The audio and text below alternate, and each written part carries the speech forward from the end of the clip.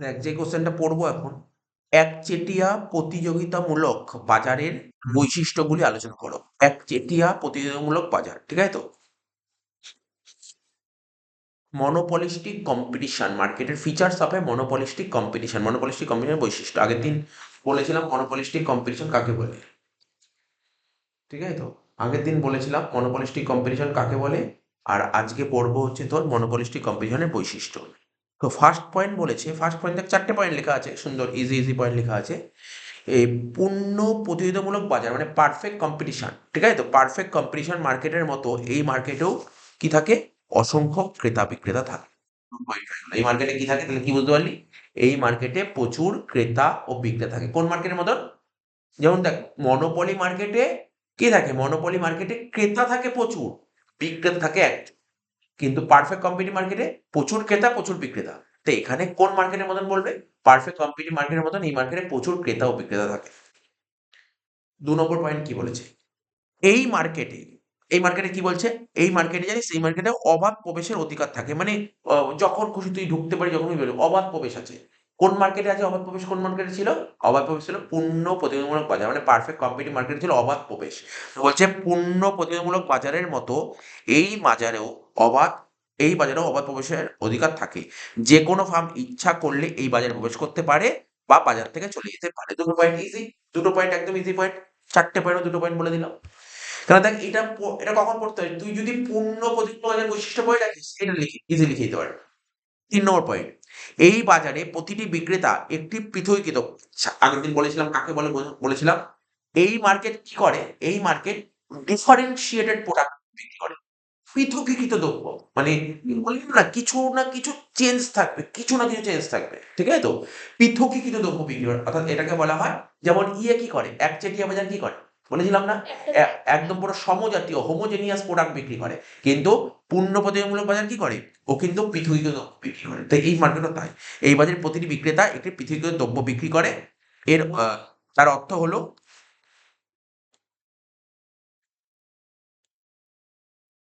প্রত্যেকের দ্রব্য, মানে প্রতিটা যারা যারা দ্রব্য বিক্রি করে এই মার্কেটে মনোপলিস্টিক কম্পিটিশনে, অন্যের দ্রব্যের থেকে কিছুটা আলাদা। প্রত্যেকের দ্রব্য অন্যের দ্রব্যের থেকে। এবার আমিও মনোপলিস্টিক কম্পিটিশন, তুইও মনোপলিস্টিক কম্পিটিশন।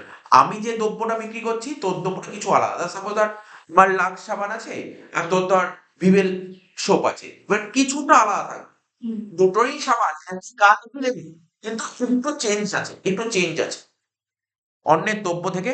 যেমন ধর কোনো সাবানের দেখবি, কোনো সাবানে যেমন লাইট বয় লাল, তোমার মার সবুজ, ডার্ক ডার্ক গ্রিন যেটা, তাহলে দুটোই সাবানের কাজ করছে, ঠিক আছে তো? বুঝতে পারছিস তো? তো বা তুই ধর ডেটল আর স্যাভলন যদি এরকম করিস, ডেটল আর স্যাভলন একই কাজ করে, ঠিক আছে? ডেটল আর স্যাভলন একই কাজ করে, কিন্তু দুটো একটু স্লাইট চেঞ্জ, একটু আলাদা আছে। তুই দামের দিক থেকে বল, ডিজাইনের দিক থেকে বল, ঠিক আছে তো? তারপর বিভিন্ন রকমের প্যাকেজিং এর দিক থেকে বল, বিভিন্ন দিক থেকে আলাদা থাকে। এটাই হচ্ছে মনোপলিস্টিক কম্পিটিশন। বলছে সকলের দ্রব্য সমজাতীয় নয়, কিন্তু একের দ্রব্য অন্যের দ্রব্যের ঘনিষ্ঠ পরিবর্তন। ঘনিষ্ঠ, তুই দোকানে একটা গেলি, দোকানে গিয়ে বললি আমাকে এই সাবানটা দাও, বা তুই বললি আমাকে এই শ্যাম্পুটা দাও, ক্লিনিক প্লাস শ্যাম্পু দেবো, যে এটা নেই এর মতনই আরেকটা শ্যাম্পু নিয়ে যাও, নেই ওটা নিয়ে যাও, তুই বল ঠিক আছে কাজ। দেখ, এবার কেউ যদি বলে আমি ক্লিনিক প্লাস না, কিন্তু ক্লিনিক প্লাসই নেবো, নেবোই না, দরকার নেবোই না, ইউজ করবো না। কিন্তু এরকম তো অনেকে, এরকম তো সবাই করে না, যে ধর ক্লিনিক প্লাসে চলো একটা দিয়ে দাও, হয়ে গেল। তো এরকম হয়ে যায়। যেমন আগেকার দিনে কি পার্লেজি বিস্কুট, হয়ে গেল সানফিস্ট, ঠিক আছে? পার্লেজি বিস্কুট না পেলে সানফিস্ট হয়ে যাবে, কাজ একই হয়, কিন্তু কিছুটা ডিফারেন্ট থাকে, ডিফারেন্সিয়েটেড থাকে। বলছে সকলের দ্রব্য সমজাতীয় নয়, কিন্তু একের দ্রব্য অন্যের দ্রব্যের ঘনিষ্ঠ পরিবর্ত। বিভিন্ন বিক্রেতার দ্রব্যের মধ্যে গুণগত পার্থক্য সামান্য থাকতেই পারে, যে বললাম কিছু না কিছু গুণের পার্থক্য থাকবে, গুণগত পার্থক্য থাকতে পারে। অথবা পার্থক্য শুধুমাত্র মোড়ক, বা ধর কোনো পার্থক্যই নেই। কিসের পার্থক্য? প্যাকেজিং এর পার্থক্য, প্যাকেজিং এর পার্থক্য, লেবেলের পার্থক্য, ট্রেডমার্কের পার্থক্য, ঠিক আছে?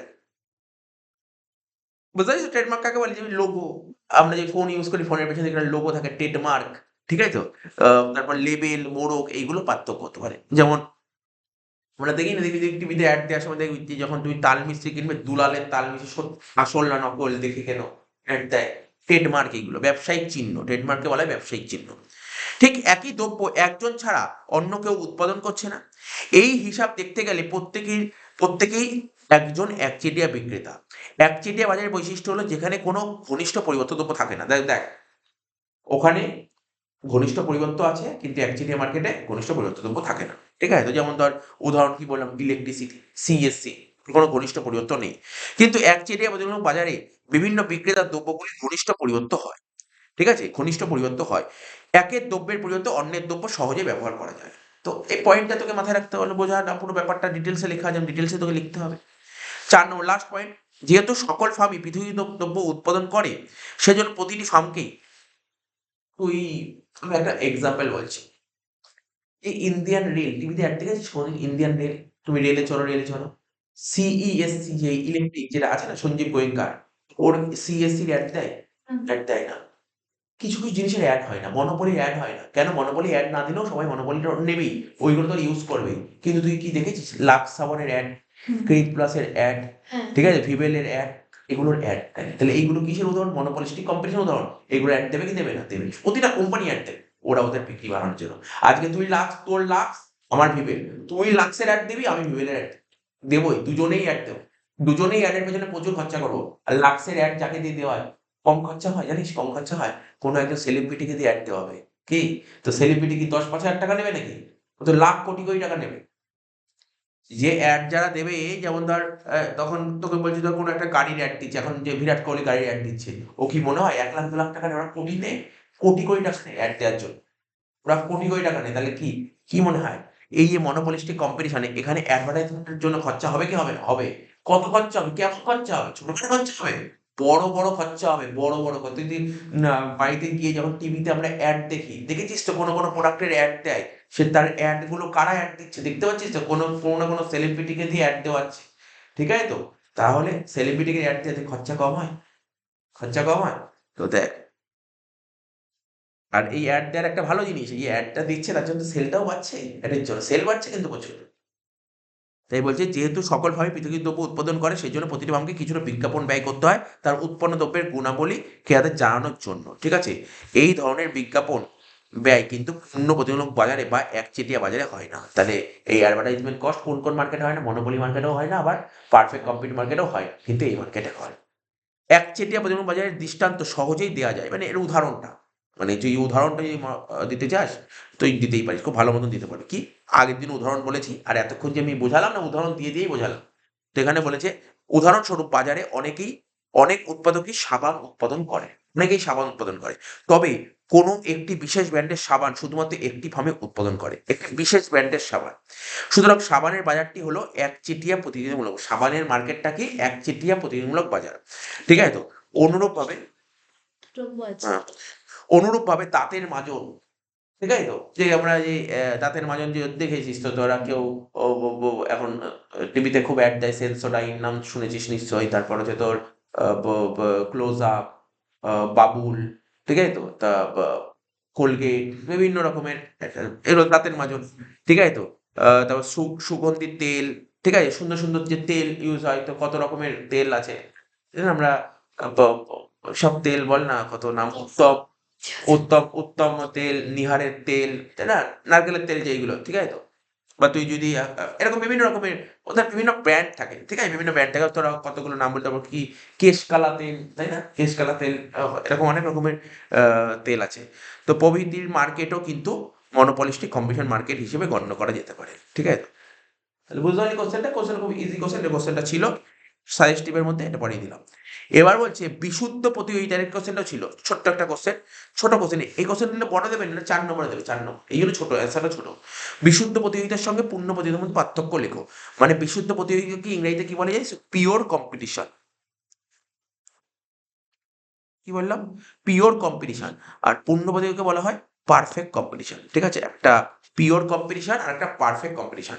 মানে বেশ কিছু ইকোনমিস্ট, ঠিক আছে, পিওর কম্পিটিশন ও পারফেক্ট কম্পিটিশন, মানে আমরা করছি না প্রতিযোগিতা বাজার, মানে চ্যাপ্টারটার নাম কি?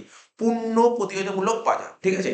এই প্রতিযোগিতামূলক বাজার দু রকমের হয়, একটা বিশুদ্ধ প্রতিযোগিতা হয়, আবার পূর্ণ প্রতিযোগিতা হয়। বিশুদ্ধ প্রতিযোগিতা মানে কি, পিওর কম্পিটিশন থাকবে, আর ওখানে কি হবে, পারফেক্ট কম্পিটিশন থাকবে, ঠিক আছে তো। এবার পিওর আর পারফেক্ট মধ্যে পার্থক্যটা কোথায়, এটাই জাস্ট জানতে চেয়েছে।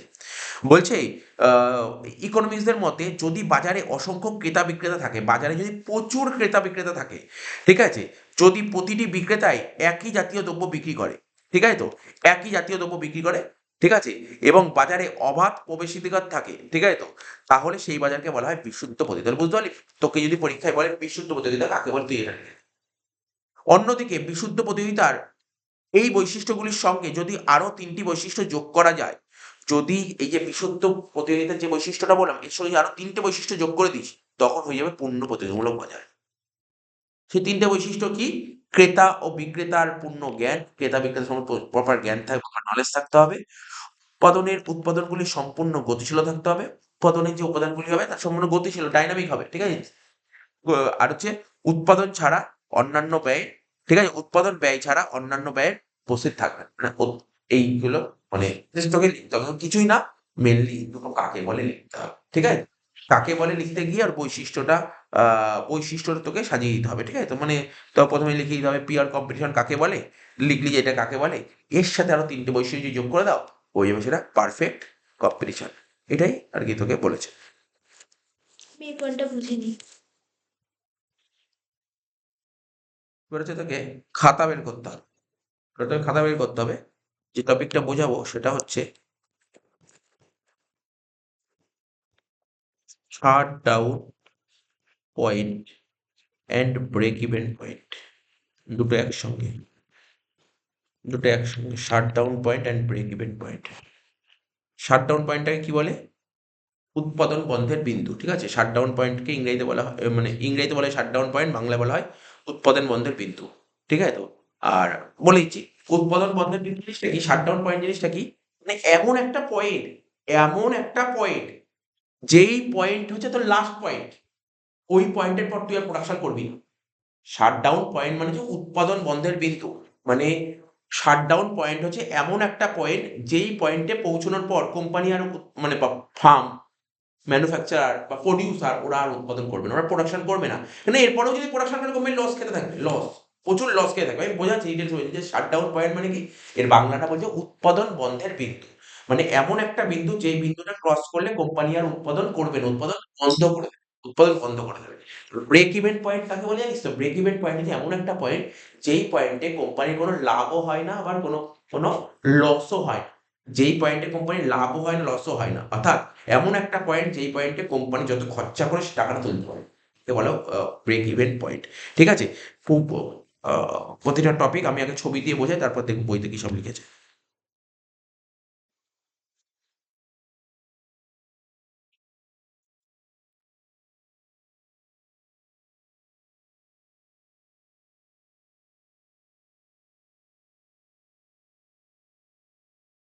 এই তো,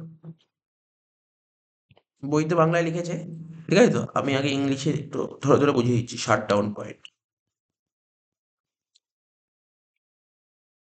ঠিক আছে, শাট ডাউন পয়েন্ট এটা শেখাচ্ছি। এটা আমি কোশ্চেনে আছে আমার কাছে।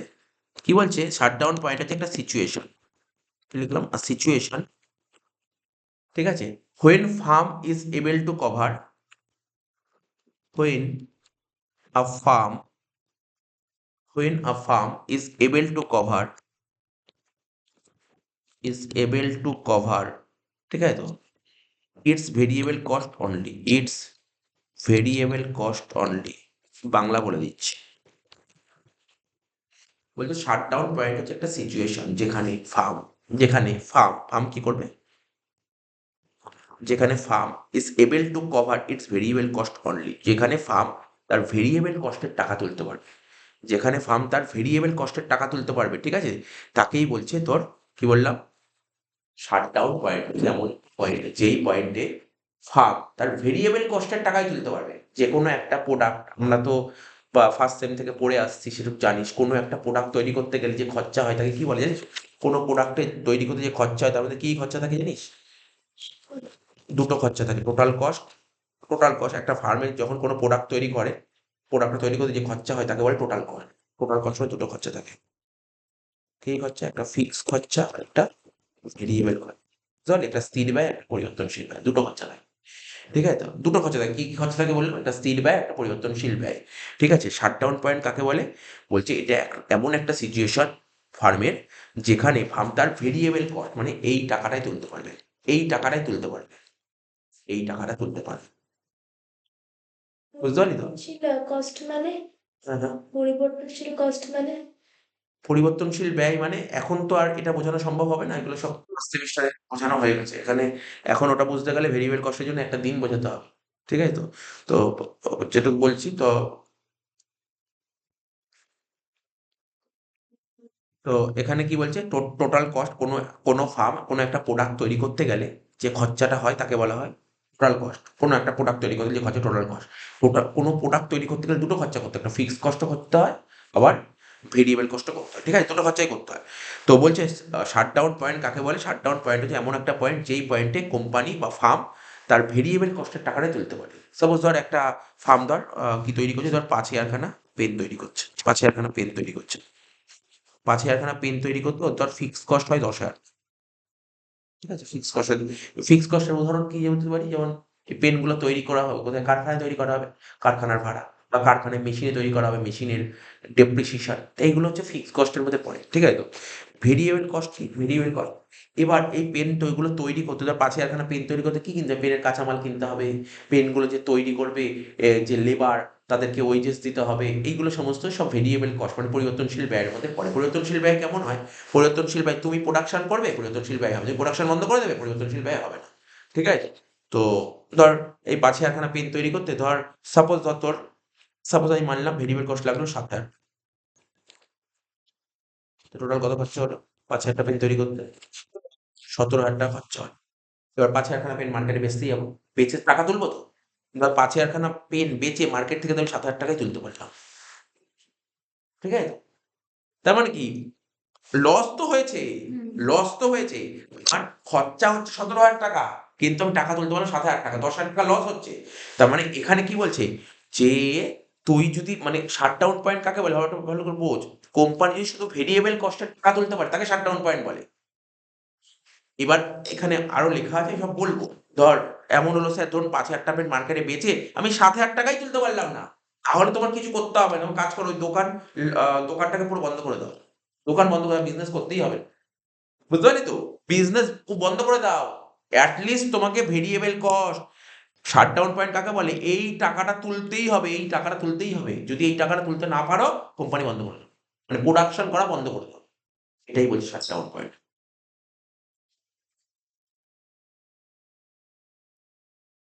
ঠিক আছে, এই টাকাটা লিস্ট তুলতে হবে। তাই বলছে কি, সিচুয়েশন যেখানে firm is able to cover its variable cost, variable কস্টটা তুলতেই হবে। এবার আমি মোটামুটি কিছুটা বোঝা গেল তো, কিছুটা বোঝা গেল। এবার আমি লিখা বোঝাচ্ছি ব্যাপারটা। ঠিক আছে, এবার মন দিয়ে শুনবি, হ্যাঁ? কি হচ্ছে ব্যাপারটা দেখ, কি লিখলাম ভালো করে দেখবি, টিআর ইকুয়াল টু টিভিসি। এটা তোকে বোঝালাম, এটা পরীক্ষায় লিখতে হয় না, এগুলো কিছু এটা বোঝানোর জন্য।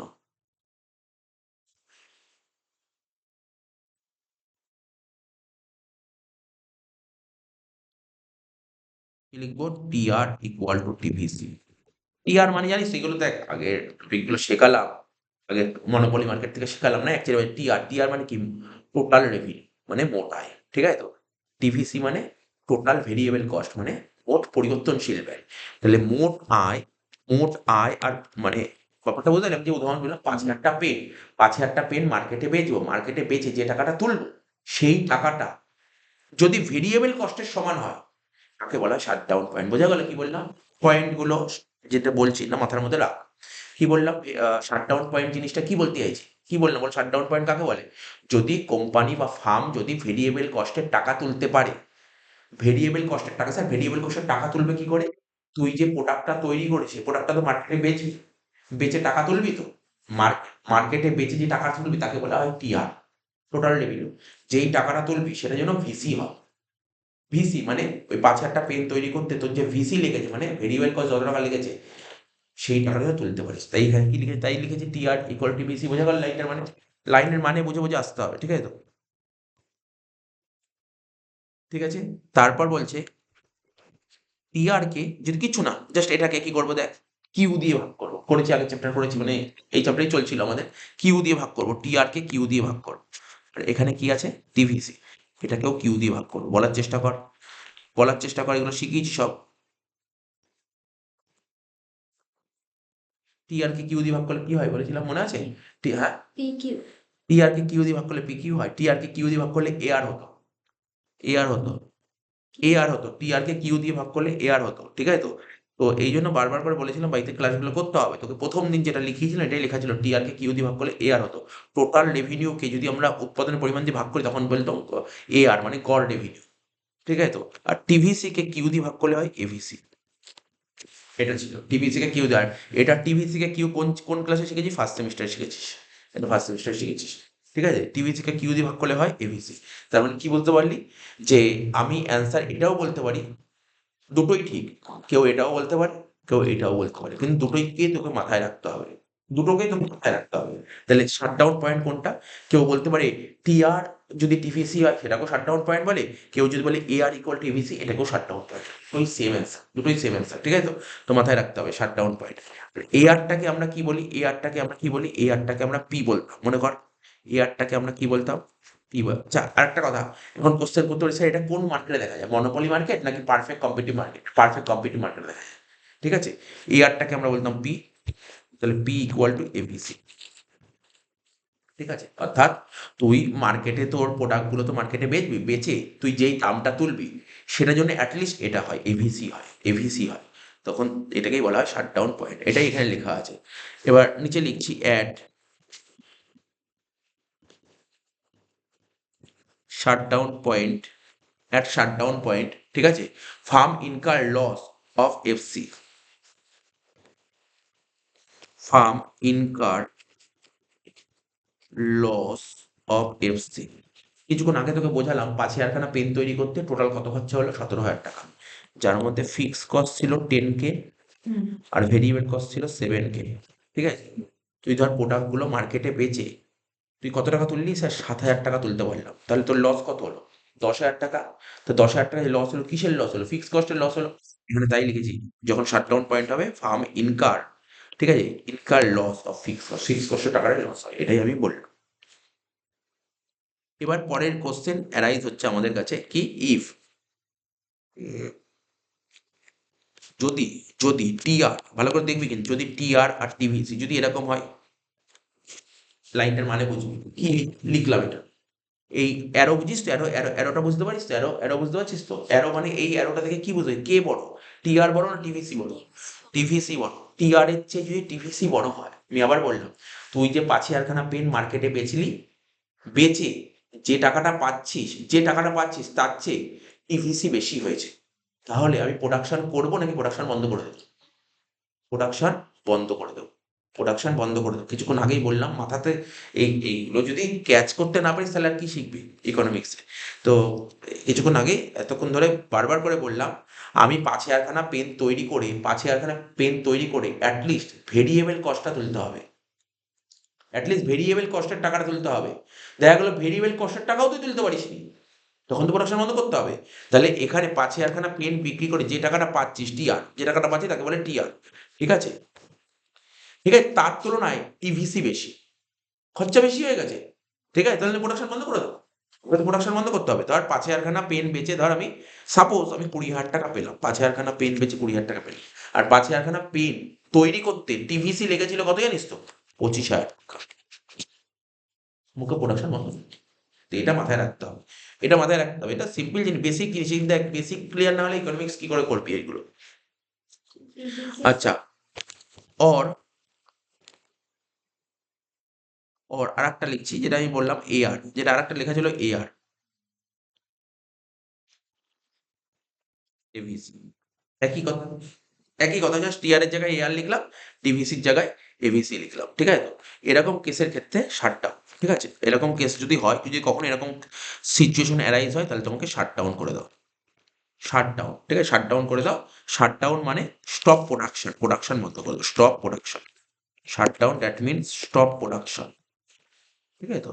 এই হলো ব্যাপার। এবার হচ্ছে তোমাকে ছবিতে আসতে হবে, এটা একটু মানে বেসিক যে জিনিসগুলো তোকে মাথায় রাখতে হবে, বইতেও যেটা লেখা আছে এই জিনিসটা মাথায় রেখে তারপর তুই লিখতে পারবি।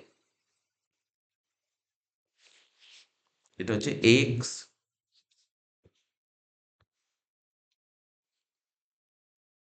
ও ওয়াই, ঠিক আছে, এক্স ও ওয়াই, এদিকে কি হয় আউটপুট।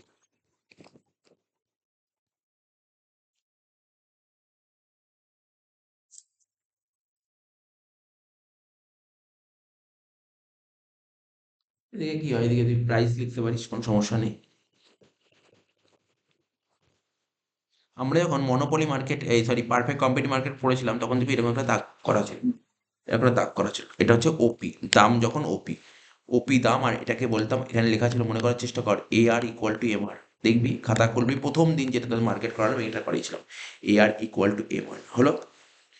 এইবার মন দিয়ে শুনবি, ধর ছবি আঁকছি একটা এভিসি, এভিসি কার্ভ আঁকছি, মনে এভিসি কার্ভটা আঁকছি, এবার দেখ সবচেয়ে প্র্যাকটিক্যাল কথা হচ্ছে যে তুই যে কোনটা কোন কার্ভ, যেমন ধর এসি কার্ভ কেমন দেখতে হয়, এভিসি কার্ভ কেমন দেখতে হয়, এটা যদি না জানিস তাহলে এইগুলো আঁকতে অসুবিধা হতে পারে, ঠিক আছে? তো এইগুলো কোন ক্লাসে, বারবার বলছি, তোদের যে ক্লাস ইলেভেনের সেকেন্ড সেমিস্টারে এগুলো, ফার্স্ট সেমিস্টারে এগুলো ছিল, সেইখানে যদি জানা অসুবিধা হয় তাহলে তোকে পুরোনো জিনিস তোকে ক্লাস করতে হবে, এগুলো দেখতে হবে, ছবিটা দেখতে হবে, তারপর তুই এখানে আঁকতে পারবি, ঠিক আছে? তো তো এইগুলো ছিল সমস্ত জিনিস ওখানে বোঝানো হয়েছিল, ঠিক আছে? তো যাই হোক, আমি তোকে এখন বলছি এভিসি কার্ভটা কেমন হয় দেখতে, মানে অনেকটা ওই চাপ টাইপের থেকে চাপ, ইউ টাইপের, ইউ, ঠিক আছে, শোয়ানো ইউ, ইউ তো এরকম হয়, এরকম না, মানে ইউটা কেমন হয় বলতে আমি বলছি, ইউটা এরকম হবে, এবিসি এরকম হবে, বুঝতে পারলি? এরকম টাইপের, বুঝতে পারলি ব্যাপারটা কেমন দিল এবিসি, মাথায় রাখবি। ছবিটা যে এভিসিটা আঁকবো, এই যে আমি এ আর এর কার্ভটা আঁকলাম না, এ আর এম আর, এর ওপর দিয়ে এভিসি এখান দিয়ে টাচ করে এমন ভাবে যেন টাচ করে,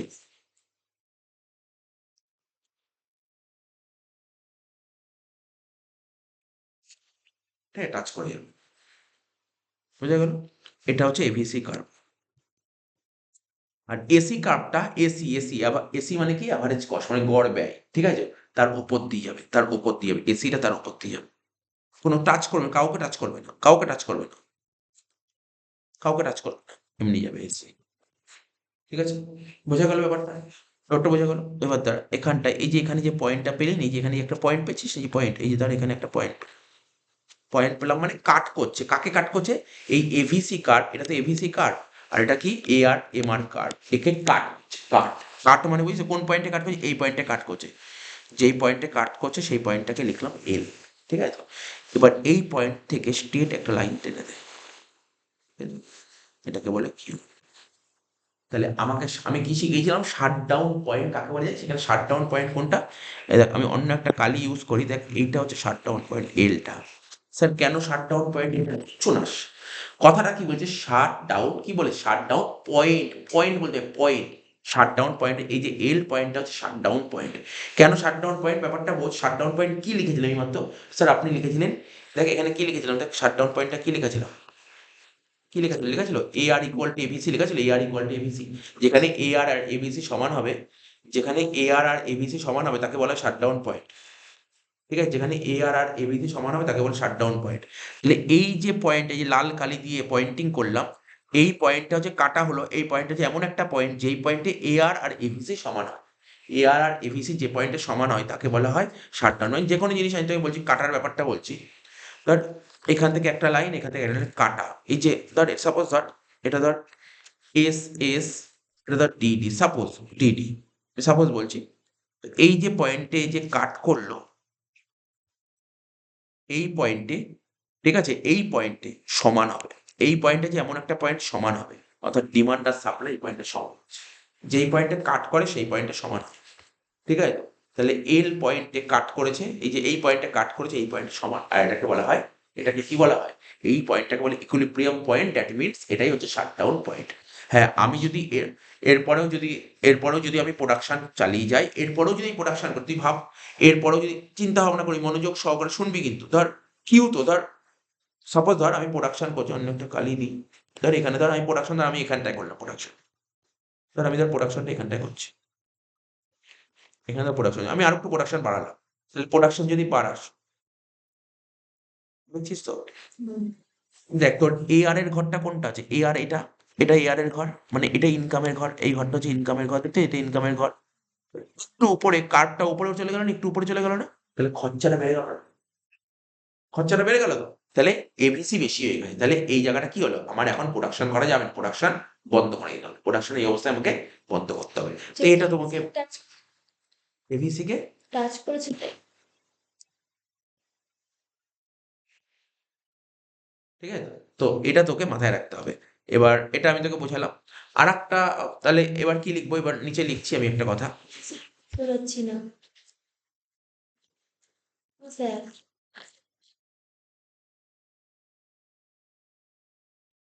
ও স্যার বুঝতে পারছি না তো।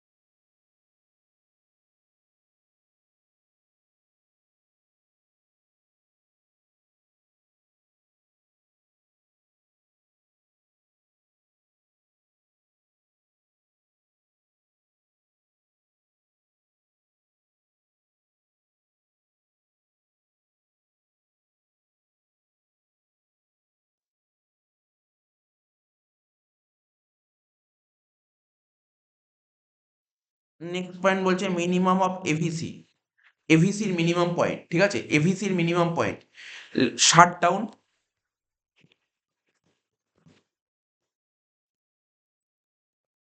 শাট ডাউন প্রাইস,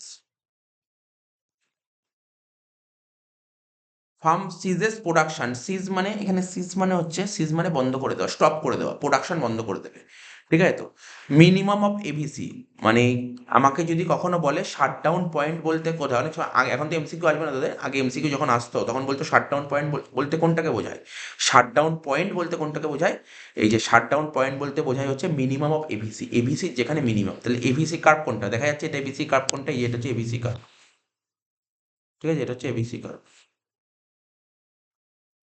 তো এবিসির মিনিমাম কোনটা, এই পয়েন্টটা, তো মিনিমাম অফ এবিসি কেই বলা হয় shutdown point, minimum of AVC, এবিসির মিনিমাম পয়েন্টটাকে বলা হয় শাটডাউন, ঠিক আছে, তো তাই যে মিনিমাম অফ এবিসি, তো কখনো যদি বলে শাটডাউন কোনটা, মিনিমাম অফ এবিসি, ঠিক আছে। আর এখানে কি হবে, ফার্ম সিজেস প্রোডাকশন, এরপরে হয়ে গেলে ফার্ম তার প্রোডাকশনটা বন্ধ করে দেবে, এরপরে হয়ে গেলে মানে তার, এখানে তার যেটা আমি তো কিছুক্ষণ আগে বলছিলাম, এটা তো শাটডাউন পয়েন্ট, এরপরে মানে শাটডাউন পয়েন্টে আমার প্রোডাকশন কত হয়েছিল, কিউ ও কিউ, হুম।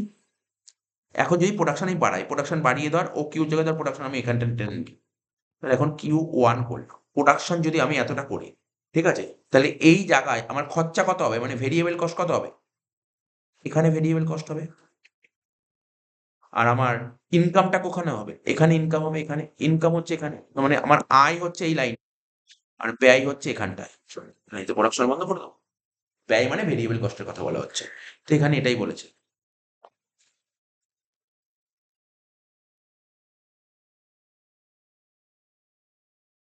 ঠিক আছে তো। এই আঁকাটা আমি দেখালাম, এবার দেখি বইতে এখানে যে লিখেছে এখানে কেমন আঁকা দিয়েছে, আঁকাটা কেমন দিয়েছে, দেখ আঁকাটা কেমন দিয়েছে দেখিস তো, আঁকাটা এরকম দিয়েছে, আঁকাটা এরকম দিয়েছে, বাট ব্যাপারটা বুঝতে পারলি, আমি যেই আঁকাটা আঁকলাম ওটা তো অনেকটা ইজি আঁকা ছিল, তাই না, এখানে ওরা এইভাবে আঁকা দিয়েছে, ঠিক আছে তো।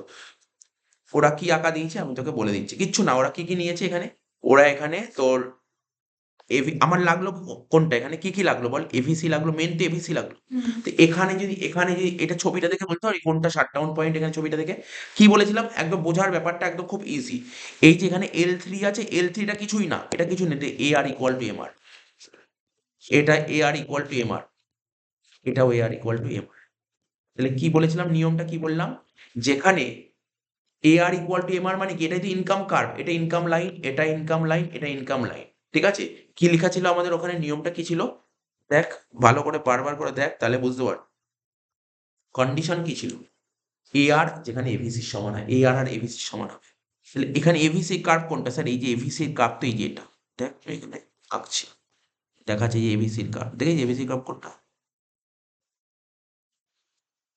তাহলে এভিসির কার্ভ কোনটা এটা, তাহলে তোকে যদি বলে এখানে শাটডাউন পয়েন্ট কোন পয়েন্টে শাটডাউন পয়েন্ট, কি মনে হচ্ছে, এই পয়েন্টে, দেখিস এই পয়েন্টে শাটডাউন, বোঝা গেল তো? এই পয়েন্টে শাটডাউন পয়েন্ট। এবার কি লিখতে চেয়েছে ওরা? ওরা কিচ্ছু লেখেনি। দেখ এখানটায় কি লিখেছে? লিখেছে অনুভূমিক অক্ষে উৎপাদনের পরিমাণ, ঠিক আছে? উলম্ব অক্ষে দাম, বিক্রয়লব্ধ আয় আর ব্যয় পরিমাপ করা হয়েছে। ঠিক আছে? চিত্রে এবিসিটা হলো ফার্মের গড় পরিবর্তনশীল ব্যয় রেখা, এসি হলো স্বল্পকালীন সময়ে ফার্মের গড় ব্যয় রেখা, এমসি এটা না লিখলেও চলবে, কোনো সমস্যা নেই। ঠিক আছে? এমসিটা না লিখলেও চলবে। এত অব্দি হয়ে গেল লেখা। এবার দেখ কি বলছে, তারপর কি লেখা আছে ভালো করে বুঝতে হবে। বলছে এই চিত্র থেকে কি দেখতে পাচ্ছিস তুই? স্বল্পকালীন সময়ে গড় ব্যয় রেখার সর্বনিম্ন বিন্দুতে, ঠিক আছে তো? স্বল্পকালীন সময়ে গড় ব্যয় রেখা সর্বনিম্ন বিন্দুতে কি লেখা আছে এখানে? স্বল্পকালীন সময়ে গড় ব্যয় রেখা সর্বনিম্ন বিন্দুতে। তাহলে স্বল্পকালীন সময়ে গড় ব্যয় রেখা কোনটা? এখানে গড় ব্যয় রেখা হচ্ছে এসি। এসি রেখার সর্বনিম্ন বিন্দু কোনটা? এই যে এটা এসি কার্ভ, এটা এসি কার্ভ, এই যে এসি কার্ভ, এর সর্বনিম্ন বিন্দু কোনটা? এসি কার্ভ সর্বনিম্ন বিন্দু কি মনে হচ্ছে? টি। টি পয়েন্ট, ঠিক আছে? টি পয়েন্ট সর্বনিম্ন বিন্দু হচ্ছে টি পয়েন্ট। আচ্ছা, আমি এটা একটু পরে বলছি, তার কারণ হচ্ছে এখানে আর একটা পয়েন্ট বুঝিয়ে দিই, কারণ এখানে যেটা লিখতে চেয়েছে না, ওটা না বোঝালে না তুই বুঝতে পারবি না। সেটা কি লিখেছে আমি তোকে বলি, চলো কি লিখতে চেয়েছে। ওরা লিখেছে হচ্ছে ব্রেক ইভেন পয়েন্ট। ওরা ওখানে তোকে কি অ্যানালাইসিস করে? Break even point. Break even পয়েন্টটা বুঝিয়ে দিই, তাহলে তো বুঝিয়ে যাবি। ব্রেক ইভেন পয়েন্টটা বোঝায়। ব্রেক ইভেন পয়েন্ট মানে কি বললাম? ব্রেক ইভেন পয়েন্ট মানে এমন একটা পয়েন্ট যেই পয়েন্টে যেই পয়েন্টে কোনো প্রফিটও হয় না। তাহলে ব্রেক ইভেন পয়েন্ট কাকে বলে? যেখানে প্রফিট প্রফিট আর লস কি হয়? সমান হয়। মানে কত হবে? জিরো হয়। যেখানে ব্রেক ইভেন পয়েন্ট হচ্ছে এমন একটা পয়েন্ট যেই পয়েন্টে কোম্পানি বা ফার্মের বা প্রডিউসার প্রফিট আর লস সমান হয়। যত টাকা প্রফিট করবে, প্রফিট আর লস কত হবে? জিরো হবে, জিরো। প্রফিট আর লস সমান মানে কি? যেখানে জিরো হয়। ঠিক আছে? তাই সেই পয়েন্টটাকে বলা হয় ব্রেক ইভেন পয়েন্ট। অর্থাৎ এই পয়েন্টে কোম্পানি যত খরচা করেছে সেই টাকাটা কভার করতে পারে। ঠিক আছে? তাহলে কি লিখতে পারি এখানটায়? যদি আমি তোকে লেখাই, এখানটায় যদি লেখাই it is the point, it is the point where farm where farm just cover where farm just cover লিখলাম জাস্ট কভার ইটস কস্ট। মানে বুঝতে পারলি?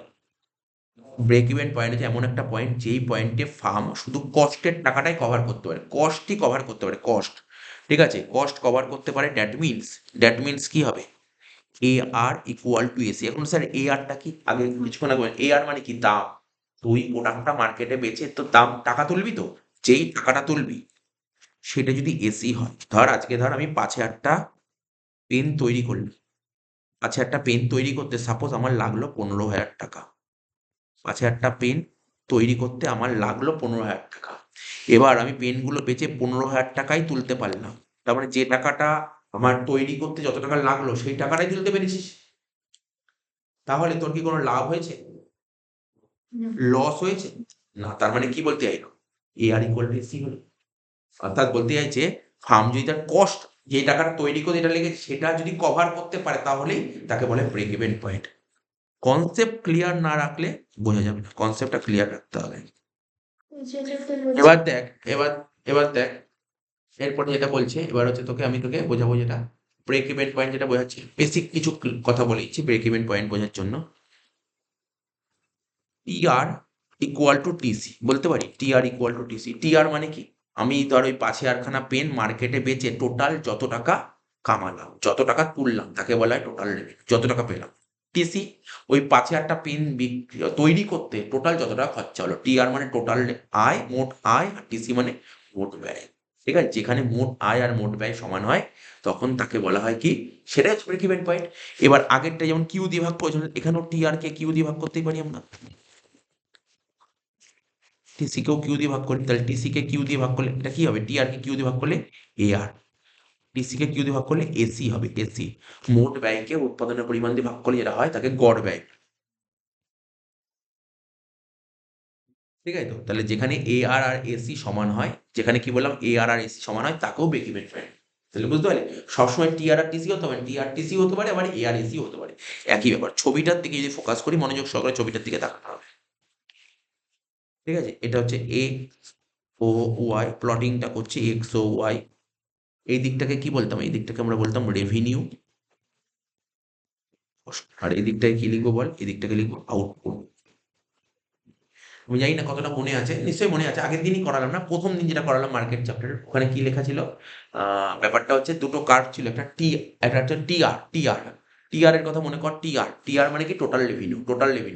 তো রেভিনিউ কি হয়েছিল, রেভিনিউ শুরু হয়েছিল, দরকার হলে খাতায় করা ছিল, ঠিক আছে, খাতায় করিয়েছিল, আমি বুঝিয়েছিলাম, ঠিক আছে, তো বা এখানে হয়তো লিখেও দিয়েছিল, লিখতে দিয়েছিলাম। টিআরটা কোথা থেকে শুরু হয়েছিল মনে করতে হবে, টিআরটা কোথা থেকে শুরু হয়েছিল, টিআরটা শুরু হয়েছিল অরিজিন থেকে টিআর শুরু হয়েছিল, এবং কেমন হয়েছিল, আপওয়ার্ড, উপর দিকে উঠে গেছে, তাই মনে রাখতে হবে। এটা তো টিআর ছিল এটা টিআর, ঠিক আছে, টিআর ছিল। আর টিসিটা কেমন ছিল, টিসি এবার বল, টিসি তোর কি মনে হয়, আমি জিজ্ঞাসা করছি, জাস্ট এমনি জিজ্ঞাসা করছি, টিসিটা কোথা থেকে, টিসিটা কি অরিজিন থেকে শুরু করব, না অরিজিন থেকে শুরু করব না, তার পেছনে একটা কারণ আছে, কারণ কেন অরিজিন থেকে শুরু করবো সেখানেও কারণ আছে। আমি ধর প্রোডাকশন করলাম জিরো, ধর একটা ইউনিট প্রোডাকশন করলাম, আমি ধর একটা এইগুলো সব ফার্স্ট সেমিস্টারে ছিল এগুলো, আমি একটা ইউনিট প্রোডাকশন করিনি, আমার টোটাল কস্ট বের করার ফর্মুলা কি কিছুক্ষণ আগে বোঝাচ্ছিলাম, fix cost plus variable cost. যে কোনো প্রোডাক্ট তৈরি করতে দুটো খরচাই হয়, fix cost plus variable cost. আমি ধর প্রোডাকশন একটাও করলাম, আমি যদি প্রোডাকশন না করি তাহলে আমার ভেরিয়েবল কস্ট হবে না, প্রোডাকশন না করলে ভেরিয়েবল কস্ট হবে না।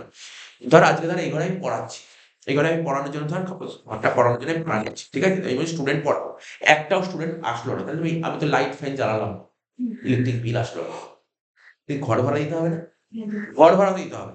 তার মানে কি, আমি প্রোডাকশন করি বা না করি ফিক্স কস্ট দিতে হবে কি দিতে হবে না, দিতে হবে। তাহলে টিসিটা কত হলো, যদি প্রোডাকশন না করি তাহলে টিসি কত হবে, টিসিটা হবে এফসি হবে। তার মানে আমি বলতে চাইছি, আমি যদি প্রোডাকশন কিছু না করি এফসি হবে কি হবে না? আমি তার প্রোডাকশন কিছু করলামই না, টোটাল কস্ট হবে কি হবে না, হবে। তাহলে টোটাল কস্ট কি কখনো জিরো হতে পারে না না, কিছু শুরু হবে, তাই মনে করছে এখান থেকে শুরু, বুঝতে পারলি ব্যাপারটা, এখান দিয়ে শুরু হচ্ছে টিসি, টিসি বোঝা গেল, টিসি কার্ডটা, এটা হচ্ছে টিসি কার্ড। আর এই যে পয়েন্টে ছেদ করলে, এটা ইকুইলিব্রিয়াম করলে, এখানে কাটলো, এই পয়েন্টটা হচ্ছে ই, এই ই পয়েন্ট থেকে এখানে নিয়ে চলে আয়, দাগ নিয়ে চলে আয়, ঠিক আছে, ধর কিউ, দাগ নিয়ে চলে আসলাম। তাহলে বোঝা গেল, তাহলে এখন যদি তুই এখান থেকে দেখে বল বিইপি কোনটা, ব্রেক ইভেন পয়েন্ট কোনটা, এই যেখানে টিআর আর টিসি যেখানে ছেদ করলো, যে পয়েন্টে ছেদ করলো ওটাকেই বলা হয় বিইপি। এই এখানে এসে এখানে হচ্ছে, যা সেখানে লিখে দিচ্ছি বোঝার জন্য, ই পয়েন্টটা কি, এটাই হচ্ছে BEP point, break even point, এটাই হচ্ছে বিইপি, ঠিক আছে, এটাই হচ্ছে বিইপি। তো এখানে এইগুলোই বলতে চাইছি, তাহলে বোঝা গেল বিইপি। এবার ধর আমি তোকে যদি বলি, দেখ এখানটায় ধর আমি তোকে কালারিং করে দিয়েছি, বুঝতে সুবিধা হয়।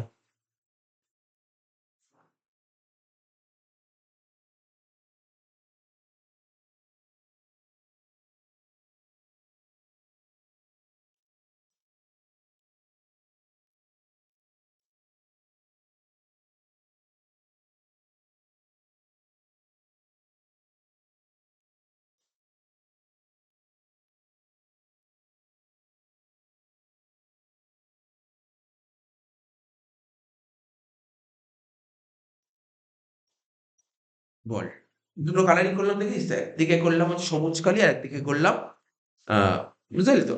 তো এই যে এই পয়েন্টটা কি হচ্ছে, এখানে এই পয়েন্টটায় কি হচ্ছে, কে বড়, টিআর বড় না টিসি বড়, কি মনে হচ্ছে, দেখে কি মনে হচ্ছে, টিসি বড় না, না, এখানে দেখ কি করে তুই টিসি বড় বললি, আচ্ছা বল কোন সেন্সে বললি টিসি বড়, সেটা বলতে হবে না, এই সেন্সে টিসি বড়। আরে বড় কি করে বুঝতে হয়, উপরে যে থাকে সে বড়, উপরে কি আছে, টিআর আছে, তাহলে এই পয়েন্টে টিআর বড়, টিসি ছোট, তার মানে আয় বড় ব্যয় ছোট। তাহলে আয় যদি বড় হয়, ব্যয়ের তুলনায় যদি আয় বড় হয়, তখন তাকে কি বলে, প্রফিট বলা হয়। তাহলে এই পোর্শনটা হচ্ছে প্রফিট, আর এই নিচের পোর্শনটা কি হচ্ছে, আয় বড় না ব্যয় বড়, এখানে তুই ব্যয় বড়, টিসিটা ওপরে আছে, টিসি কার্ভ কোনটা, এই যে টিসি কার্ভ, এই যে টিসি কার্ভ, এটা হচ্ছে টিসি কার্ভ, এটা হচ্ছে টিসি কার্ভ, ঠিক আছে। আর আয়ের কার্ভ কোনটা, ইনকামের কার্ভ, এই যে নিচে দেখ ইনকাম নিচে আছে, তাহলে ইনকাম নিচে আছে। তাহলে বড় কে এখানে, এখানে বড় কে, টিসি বড়, টিসি বড় না টিআর বড়, টিসি বড়, তাহলে এখানটা কি হচ্ছে, টিসি বড় টিআর ছোট, তাহলে এখানে কি হবে, লস হবে। তাহলে উপরের পোর্শনটা প্রফিট হলো, এই পোর্শনটা লস হলো।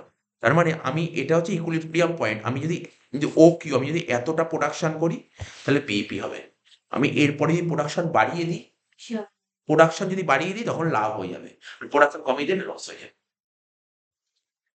ঠিক আছে তো। এবার বিইপি তাহলে বুঝতে পারলি, ওখানে এবার এবার ওটা বুঝতে পারবি ওখানে কি লিখতে চেয়েছে। ছবিটা আবার আঁকছি। এটা তো আমি তোকে বোঝালাম যে বিইপি জিনিসটা কি। এইবার আমি কি কনসেপ্টে বোঝালাম? এখানে বিইপি কনসেপ্টে বোঝালাম normal concept, genuine concept, normal concept বোঝালাম। এবার পারফেক্ট কম্পিটিটিভ মার্কেট দিয়ে যদি বোঝায়, তাহলে পারফেক্ট কম্পিটিটিভ মার্কেট প্রথমে নাম আঁকতে হবে। কি ছিল এখানে? AR ইকুয়াল টু MR আর ইকুয়াল টু P ছিল। Pটা আগেরটা লিখতেও পারিস, নাও লিখতে পারিস, লিখিনি আগেরটায়। ঠিক আছে তো? আর এটা হচ্ছে X ও Y, এটা হচ্ছে P। এসি কার্ভ, কারণ স্যার এখানে আপনি ইয়েটা বলবেন না এভিসি। দেখ, এভিসির কনসেপ্টটা কোথায় লাগছে? শাট ডাউন পয়েন্টে। শাট ডাউন পয়েন্টে এভিসি। কিন্তু এখানে আমি যে লিখলাম, আমি কোথাও এভিসি লিখেছি? এখানে কি লিখেছি? এখানে এসি লিখেছি। এসি মেন কথা কি লিখেছি? AC average cost. তার মানে এখানে যে আঁকাটা হবে এসি, তার মানে এর উপর দিয়ে এসিটা এর উপর দিয়ে যাবে, এই লাইনটার উপর দিয়ে যাবে এসি। তো তো একটা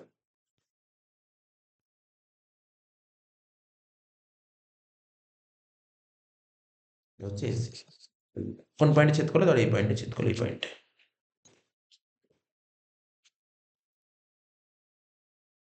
ঠিক আছে, তাহলে এটা ওকে, এটা ধর ই পয়েন্ট। তাহলে বুঝতে পারলি এখানে ব্রেক ইভেন পয়েন্ট কোনটা, বুঝে গেছিস?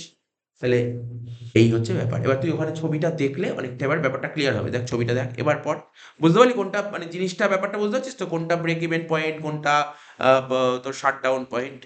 এখানে কি লিখতে চেয়েছে ওরা, যেটা বলছিলাম, বলছে স্বল্পকালীন সময়টা শর্ট শর্ট পিরিয়ডেই হয়।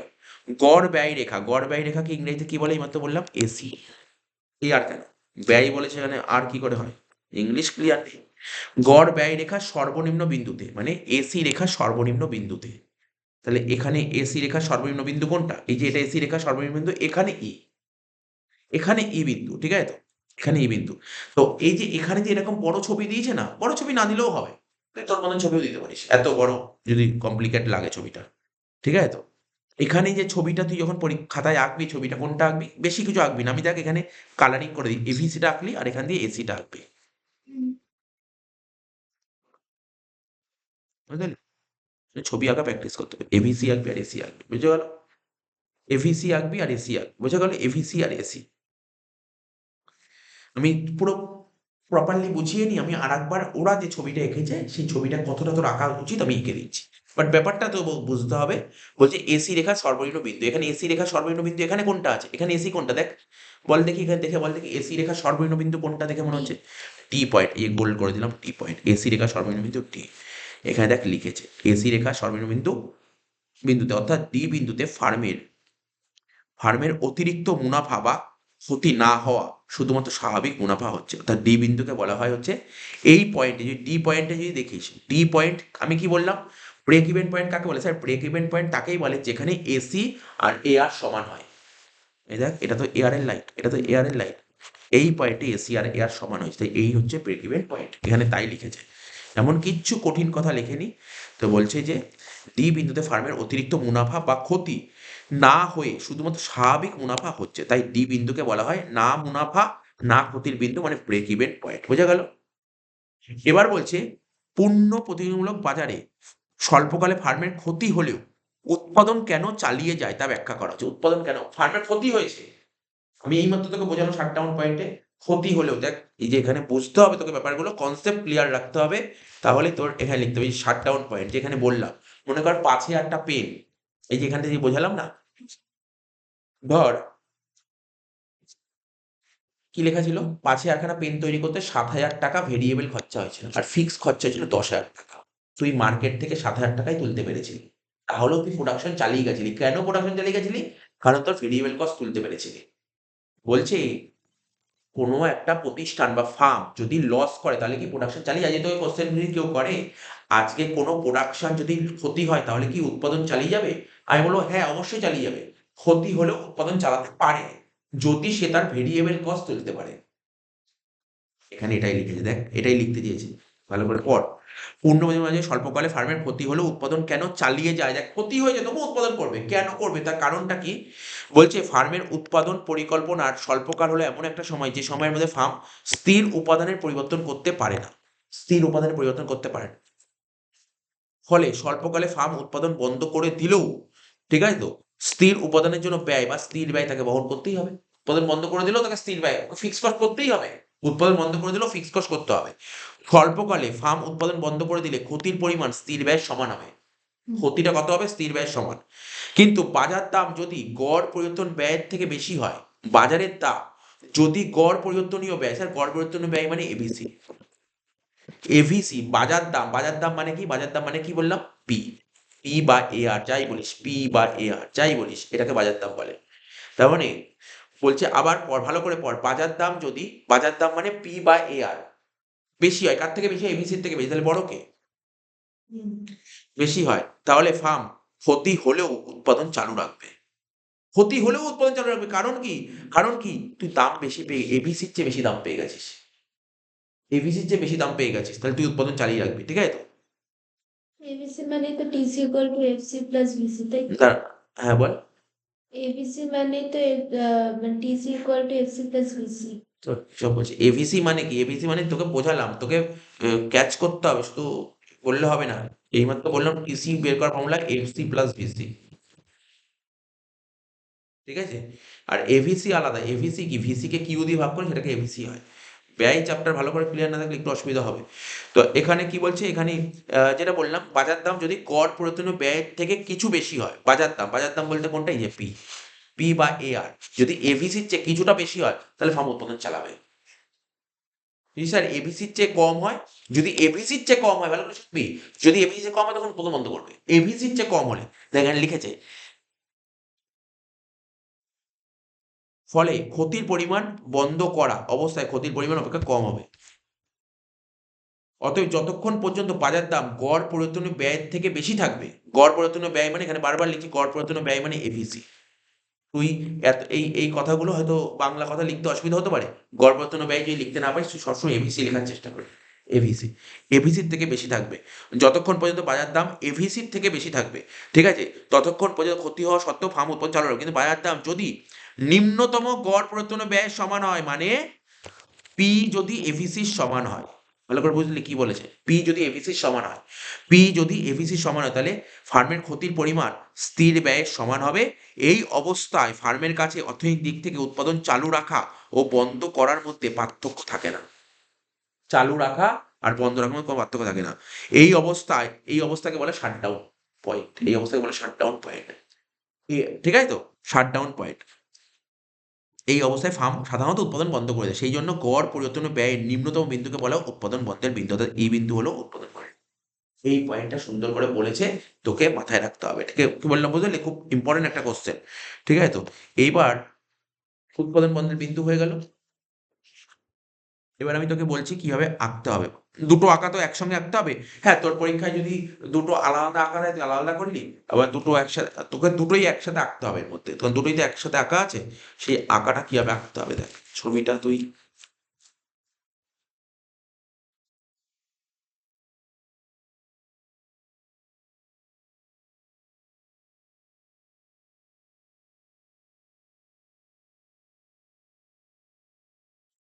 কিছু নেই, এই যে এরকম ভাবে ছবিটা এইভাবে আঁকবি,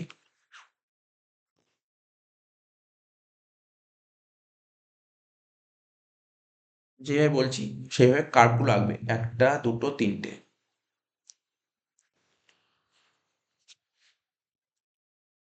নর্মাল এই তিনটে দাগ, কিছু না, একদম সিম্পল ভাবে, এটা এক্স ও ওয়াই, এইদিকে লিখবো প্রাইস,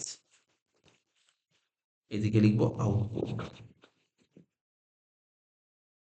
ঠিক আছে? এখানে কি লিখতাম বল? এখানে কি লিখেছিলাম?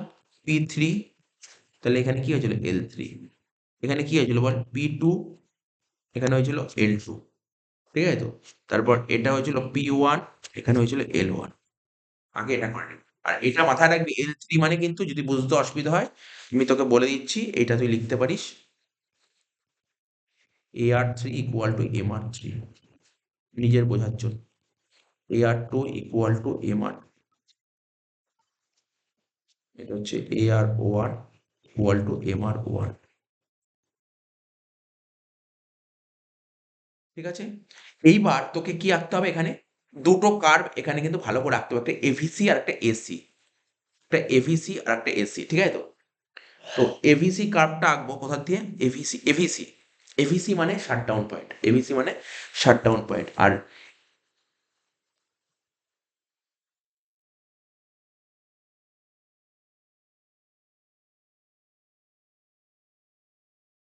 হয়ে গেল এবিসি।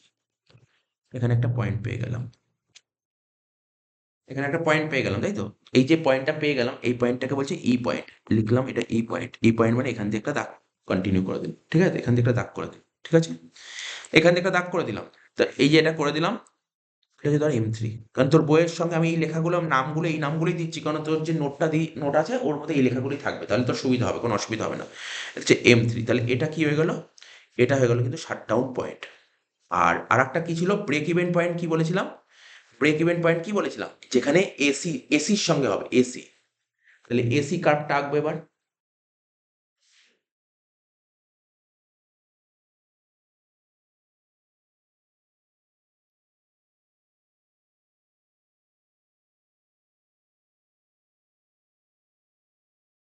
এটাই,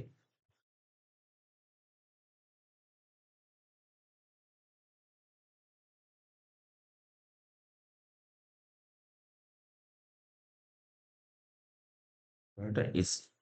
তো এই যে এখানে একটা পয়েন্ট পেলাম, ঠিক আছে? এই পয়েন্টটার নাম কি দিচ্ছি? এখানে পয়েন্টটার নাম দিচ্ছি ধর ডি। ধর এম, ঠিক আছে তো? তার মানে এইটা কি আমাদের কি বলা ছিল? ব্রেক ইভেন পয়েন্ট কাকে বলে? যেখানে এসি কার বরাবর হবে? এসি এআর এর সমান সমান হবে। হয়ে গেছে, এসি এআর এর সমান সমান, ঠিক আছে তো? আর একটা কার তুই আঁকতে পারিস এমসি, না আঁকলেও চলবে, বাট ওরা কি, ওরা দেখ, ওরা যে নোটগুলো লেখা লিখেছে, এই পয়েন্টগুলো লেখা আছে, এর বাইরে একটা কিছু লেখা নেই। তুই এইটুকু আঁকলেই তোর কিন্তু কাজ হয়ে যাবে।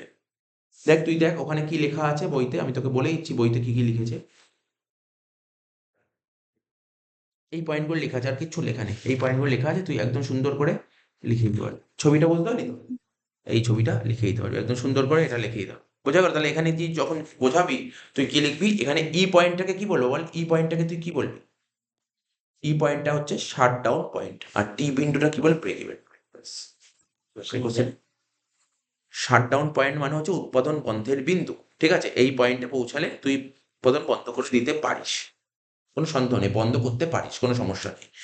আর ডি পয়েন্ট মানে হচ্ছে, এখানে হচ্ছে ব্রেক ইভেন পয়েন্ট, না লাভ না ক্ষতির বিন্দু, ঠিক আছে তো? তো এই ছিল কোশ্চেনটা, এটা তোকে ভালো করে করতে হবে। এই ছবিটাও আমি তোকে দিয়ে দিলাম, ঠিক আছে তো? এই ছবিটাও আমি তোকে দিয়ে দিলাম। এবার আগেও একটা ছবি দিয়েছি, এটা আলাদা আলাদা করে, দুটো ছবি আলাদা আলাদা করে। এবার দুটো ছবিকে একসাথে করলে এটা হয়, দুটো ছবিকে একসাথে করলে এটা হয়, বুঝলি? দুটো ছবিকে একসাথে করলে এই ছবিটা হয়। তো ব্যাস, আর কিছুই নেই, আর কিছু নেই। এই ছবিটা আঁকবি, ছবিটা আঁকা প্র্যাকটিস করবি মেন।